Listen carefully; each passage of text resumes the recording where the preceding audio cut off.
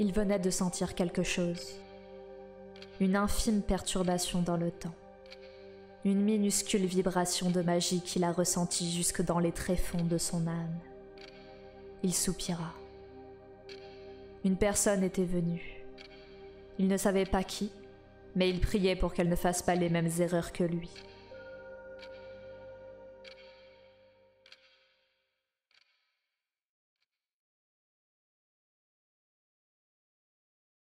De retour à la base, Pink Hayato se demandait où avait bien pu passer Kat. Elles étaient pourtant censées avoir rentré les mêmes coordonnées pour apparaître dans la salle des retours. Inquiète, elle se changea en vitesse avant de partir chercher Kat à travers la base. En sortant des vestiaires femmes, elle tomba sur le 8e membre d'élite de la brigade. Elle s'appelait Samantha. C'était une femme discrète et silencieuse, mais néanmoins très efficace, qu'on ne voyait que très rarement à l'intérieur de la base. Pink Hayato ne la connaissait pas beaucoup, car elle était entrée dans la brigade bien avant elle. Mais elle n'en avait jamais entendu parler en mal. On racontait même que c'était l'une des concurrentes au titre de membre le plus fort de la brigade, suivie de près par le 3e membre, même si, bien entendu, ils restaient tous derrière le numéro 1. Celui-ci était d'ailleurs parti pour une mission en solitaire depuis plusieurs années sans jamais revenir, ce qui n'inquiétait cependant personne au vu de sa puissance. La succube ne l'avait jamais rencontré, mais Kat lui avait raconté que de tous ses voyages à travers le temps, elle n'avait jamais vu quelqu'un d'aussi fort que lui. Elle s'approcha de Samantha et lui demanda « Excuse-moi Samantha, est-ce que tu aurais vu Kat récemment ? On était censés rentrer en même temps, mais je ne l'ai pas vue dans la salle de retour. Elle s'est probablement trompée dans la date de retour de quelques heures. Rien de grave, ce serait pas la première fois venant d'elle. » Effectivement, il était de notoriété publique que Kat faisait régulièrement des erreurs lors de ses manipulations temporelles. Une vraie catastrophe. Pink Hayato soupira. Tu n'as pas tort, je vais quand même aller voir dans ces quartiers au cas où, elle doit quand même m'aider à rédiger le rapport pour le leader. En plus, c'est elle qui a les neurocaptures et les souvenirs à ranger dans la salle des archives. Très bien, moi je dois aller briefer mes troupes pour ma prochaine mission. On se retrouve probablement à la réunion mensuelle. Je serai certainement rentrée d'ici là. Tu pars dans quelle époque ? Vers 2800, on a un paradoxe qui s'est créé que l'on doit corriger. Rien de bien difficile, mais ça doit quand même être fait. Pink Hayato la salua et continua son chemin vers la chambre de Kat. Elle passa devant la cantine de la base et hésita à rentrer manger un morceau car la soif commençait à la titiller. Mais elle devait avant tout penser à la Neko Girl. Elle traversa les nombreux couloirs blancs qui la séparaient des quartiers de son amie. Elle se rappelait de ses premières semaines dans cette base, après que Kat l'ait presque embarquée de force. Elle passait le plus clair de son temps libre à se perdre dans ce dédale de couloirs interminables. Maintenant, elle les connaissait presque comme sa poche. C'était là où elle se sentait chez elle, en sécurité, sa nouvelle maison. Le fonctionnement de la brigade l'avait certes étonnée au premier abord, mais la succube s'y était vite habituée. Les membres de la brigade étaient découpés en plusieurs catégories. Les membres normaux et les membres d'élite, eux-mêmes surplombés par le leader de l'organisation. Elle était la 18e membre d'élite, une unité composée de 20 puissants membres ayant carte blanche pour voyager dans le temps, à condition de faire un compte-rendu au leader après chaque retour concernant le motif de leur voyage, ainsi que les modifications effectuées. Le leader était un homme qui sortait rarement de son bureau et passait le plus clair de son temps à superviser l'action de la brigade, et était cependant la seule personne ayant la capacité de voyager dans le futur. Mais il n'utilisait ce pouvoir que très rarement, car cela créerait beaucoup de paradoxes à réguler. Les membres d'élite le voyaient tout de même régulièrement. Lors des réunions mensuelles dans lesquelles les membres se réunissaient avec le leader pour discuter des dernières nouvelles. Mais malheureusement, la plupart du temps, seul un peu plus de la moitié d'entre eux arrivaient à y assister, le reste étant occupé avec d'autres missions. Les simples membres, eux, ne possédant pas d'horloge, se contentaient de suivre les ordres de leurs supérieurs et de les accompagner dans leur mission afin de les aider. Quelques membres de la brigade qu'elle croisa dans un couloir la saluèrent, ce qui la fit sortir de ses pensées. De toute façon, elle arrivait devant les quartiers de son amie. Elle s'arrêta un instant devant la porte, il lui fallait le code pour rentrer. C'était quoi déjà ? Une date ? Ah oui, elle se souvenait maintenant. 0401 20 22. Elle ne savait pas ce que signifiait cette date, mais apparemment elle était très importante. Elle tapa le code de la porte qui coulissa en silence. laissant apparaître le paysage que Kat avait choisi pour son espace. Un temple japonais avec son jardin.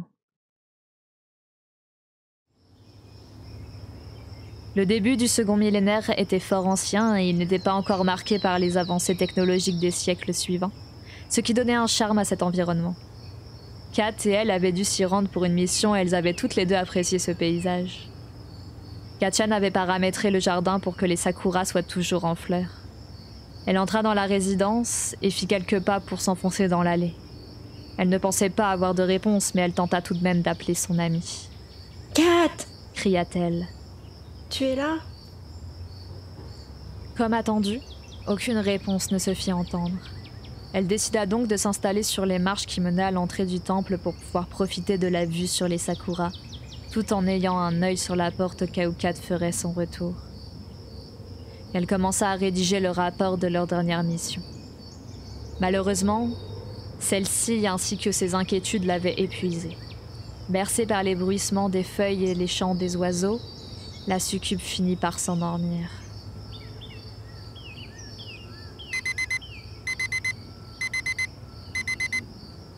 Ce bruit l'attira de son profond sommeil. Son boîtier venait de sonner l'heure du repas. Elle avait donc dormi plusieurs heures. Elle se leva et s'étira longuement. « Kat, tu es là ?» demanda-t-elle. Toujours aucune réponse. Elle n'était pas rentrée pendant son sommeil. De toute façon, elle l'aurait probablement réveillée en arrivant si ça avait été le cas. Elle se rendit compte qu'elle avait extrêmement soif. Elle décida donc d'aller voir à la cantine. Si Kat était rentrée, elle s'y trouverait très certainement. Elle ne loupait jamais un seul repas. Cependant, si elle n'y trouvait pas Kat, elle préférait éviter d'y penser pour l'instant et se mit en route.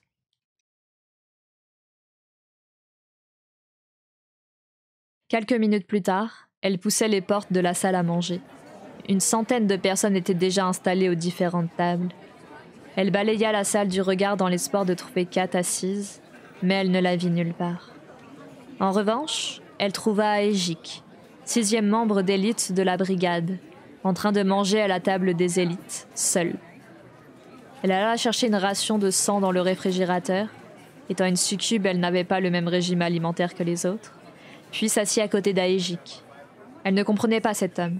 Il était très sympathique et l'un de leurs meilleurs amis, tout bien réfléchi, probablement leur meilleur en réalité, à elle et à Kat. Mais comment faisait-il pour constamment garder son masque sur la figure ?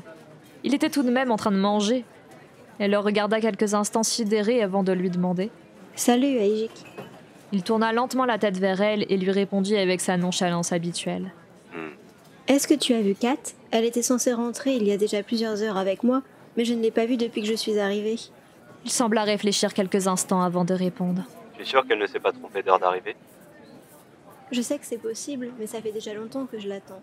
En plus, si elle s'était trompée, ça aurait été de quelques heures. Pas plus. Je sais pas pourquoi, mais j'ai un mauvais pressentiment sur ce coup-là. Cela commençait vraiment à l'inquiéter. Où avait-elle bien pu passer ? Cette histoire commençait à être étrange. Eh bien, que veux-tu que je te dise ? Si tu veux, on peut faire le tour de la base pour voir si elle n'est pas ailleurs. On se sépare et on se donne rendez-vous quelque part ? Très bien. Je m'occupe de la partie ouest et tu t'occupes de l'est ? Et on se donne rendez-vous, disons, dans 2 heures dans la salle des retours ? Ok. La base était immense. En faire le tour n'allait pas être facile. Mais Aejik avait raison. C'était cependant bel et bien le seul moyen de vérifier que Kat était absente. Elle commença donc sa recherche en demandant à tous les groupes qu'elle croisait s'ils n'avaient pas vu son amie, mais elle obtenait toujours une réponse négative. Au bout d'1 heure et quart de recherche infructueuse à travers les couloirs, l'idée d'abandonner commençait à lui traverser l'esprit, quand elle surprit une conversation très inquiétante entre 2 membres de la brigade. « C'est incroyable, où est-ce qu'il a bien pu passer ? Je sais, on a quasiment été partout où il traîne en temps normal. Il n'est ni chez lui, ni dans la salle de jeu, et apparemment il n'aurait pas été mangé aujourd'hui. » Pinkayato s'approcha d'eux et leur demanda. « Vous cherchez quelqu'un ? » ?»« Oh, bonjour numéro 18. Oui, on est à la recherche du numéro 12. On a une autorisation de voyage à lui demander pour une mission, mais on n'arrive pas à le retrouver. Vous ne sauriez pas où il peut être par hasard ? » ?»« Je ne l'ai pas vu, désolée. Par contre, moi je suis à la recherche de Kat. Vous savez où elle est ? » ?»« Aucune idée, on ne l'a pas croisée non plus. » »« Depuis quand est-ce que vous le cherchez ? » ?»« Cet après-midi, ses troupes sont rentrées de leur mission et il était censé être avec eux. Mais personne ne semble l'avoir vu depuis. Vers quelle époque était-il? Vers 3270, il me semble, répondit le membre. Le numéro 12, Bruisel. Elle l'aimait bien aussi. Il était toujours de bonne humeur et faisait beaucoup d'humour. Sa compagnie lui était agréable. Il était connu pour être un gros joueur de jeux vidéo et y passait le plus clair de son temps libre dans la salle de jeu à la base. Mais il restait un membre efficace de l'organisation. Elle avait d'ailleurs déjà fait une mission commune avec lui et il ne s'était pas plaint une seule fois, même si les occasions n'avaient pas manqué. Elle avait failli faire échouer la mission. Le fait qu'il ne soit pas directement allé dans la salle de jeu après être rentré n'était pas normal. En plus, même s'il se situait dans une époque bien éloignée de celle où elle se trouvait avec Kat, il semblait avoir disparu exactement de la même manière. C'était de plus en plus bizarre. Très bien, je vais voir ce que je peux faire. En attendant, donnez-moi votre demande, je vais vous l'accorder. Elle prit quelques minutes pour remplir le formulaire puis finit de vérifier que Kat ne se trouvait pas dans une des parties qu'elle n'avait pas encore fouillées.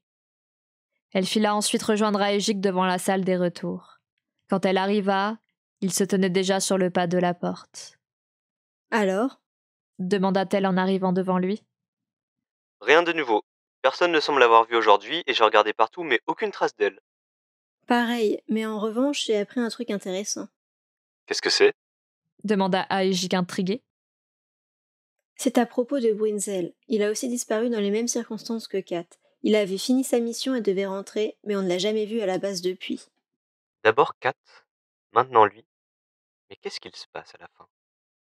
Murmura Aegik. Je ne sais pas, mais ça n'augure rien de bon. Bon écoute, il commence à se faire tard et j'ai l'impression qu'on n'avance plus. Je te propose qu'on aille se coucher et on verra ça demain. Mais... On verra demain si Kat a plus d'une journée de retard. Alors, on agira. Et qu'est-ce que tu comptes faire si elle n'est toujours pas là demain? La nuit porte conseil. Demain, je saurai. Il avait soudain pris un air sérieux, comme s'il avait déjà pris sa décision mais qu'il se refusait à en parler. Ils se dirent au revoir et Pinkayato se dirigea vers ses quartiers, s'apprêtant à passer une très mauvaise nuit. Nuit pleine de questions et d'inquiétudes.